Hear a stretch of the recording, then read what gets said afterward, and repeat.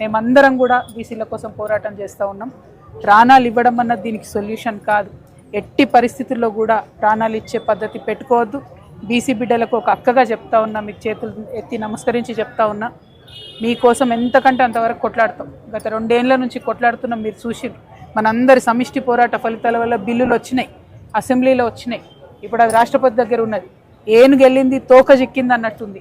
So ఈ చివరి అంశం ఏదైతే ఉందో, చివరి ఘట్టం ఏదైతే ఉందో, అది కేవలం ప్రజా పోరాటాల వల్ల సాధ్యమైతే తప్పితే ఇట్లా ఆత్మహత్యల వల్ల సాధ్యం కాదు.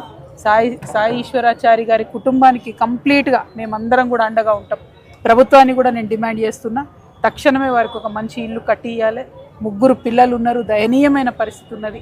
వాళ్ళకి తమ్ముడు ఉన్నాడు. ఆ అబ్బాయికైనా కనీసం ఉద్యోగం ఇస్తే మరి కంపల్సరీ ఆ కుటుంబాన్ని అబ్బాయి చూసుకోగలుగుతాడు. సో అబ్బాయికి ఉద్యోగం ఇచ్చి వాళ్ళకు ఉండడానికి ఒక మంచి ఇల్లు కట్టియాలని చెప్పి నేను ప్రభుత్వాన్ని డిమాండ్ చేస్తూ ఉన్నాను. ఎట్ ద సేమ్ టైం నేను మళ్ళీ చెప్తున్నా, చావు అనేది సొల్యూషన్ కాదు. ఆ వైపుగా మన ఆలోచన కూడా వెళ్ళకూడదు.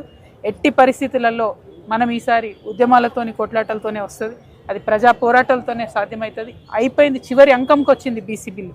ఇటువంటి దశలో ఇట్లాంటి ప్రయత్నాలు ఎవరు కూడా చేయొద్దు అని చెప్పి మళ్ళొకసారి మీ సోదరుగా నేను తెలియజేస్తూ, ఖచ్చితంగా బీసీ బిల్లు సాధిస్తాం. సాయి ఈశ్వరాచారి గారి ఆత్మకు శాంతి జరగాలని చెప్పి నేను చేకూరాలని చెప్పి మనస్ఫూర్తిగా కోరుకుంటున్నాను. మరి అన్న వాళ్ళందరూ కూడా ఉన్నారు, మన రాఘవాచారి గారు, అట్లనే మా తమ్ముడు నవీనాచారి గారు, మారయ్య గారు, అందరూ కూడా రాష్ట్ర జాగృతి నేతలు అందరం కూడా ఇక్కడ ఉన్నాం. ప్రతి ఒక్కరం కూడా మరి కొట్లాడతాం. వారికి న్యాయం జరిగే వరకు వారికి అండగా ఉంటామని తెలియజేస్తున్నాం.